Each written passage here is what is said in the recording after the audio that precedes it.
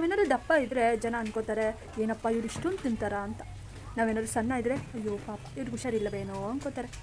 ಆಮೇಲೆ ನಾವೇನಾದ್ರು ತುಂಬ ಚೆನ್ನಾಗಿ ಡ್ರೆಸ್ ಮಾಡಿಕೊಂಡ್ರೆ, ತುಂಬ ಚೆನ್ನಾಗಿ ರೆಡಿ ಆದರೆ ಏನಪ್ಪ ಇವ್ರಿಗೆ ಶೋ ಆಫ್ ತುಂಬ ಜಾಸ್ತಿ ಅಂತಾರೆ.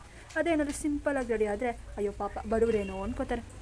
ನಾವೇನಾದ್ರು ಸೀರಿಯಸ್ ಆಗಿದ್ದರೆ ಅಯ್ಯೋ ಇವ್ರು ಸಖತ್ ಬೋರಿಂಗು ಅನ್ಕೋತಾರೆ. ಅದೇ ನಾವು ಕಾಮಿಡಿ ಮಾಡಿಕೊಂಡು ಫನ್ನಿ ಆಗಿದ್ದರೆ ಅಯ್ಯೋ ಇವಳಿಗೆ ಮೆಚೂರಿಟಿನೇ ಇಲ್ಲ, ಇಮ್ಮೆಚ್ಯೂರ್ ಅಂತಾರೆ. ಆಮೇಲೆ ನಾವೇನಾದರೂ ನಮ್ಮ ಮೈಂಡಲ್ಲೇ ನಾವು ಮಾತಾಡ್ಕೊತಿದ್ರೆ ಇವ್ರು ತುಂಬ ರೂಡ್ ಅನಿಸುತ್ತೆ ಅಂತ ಅನ್ಕೋತಾರೆ.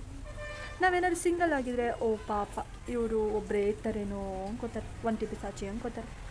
ನಾವೇನಾದ್ರು ಸಕ್ಸಸ್ಫುಲ್ ಆದಾಗ ಅಯ್ಯೋ ಇವರು ಸಕ್ಸಸ್ಫುಲ್ ಆದ್ರ ಅಂತ ಕೇವಲವಾಗಿ ನೋಡ್ತಾರೆ.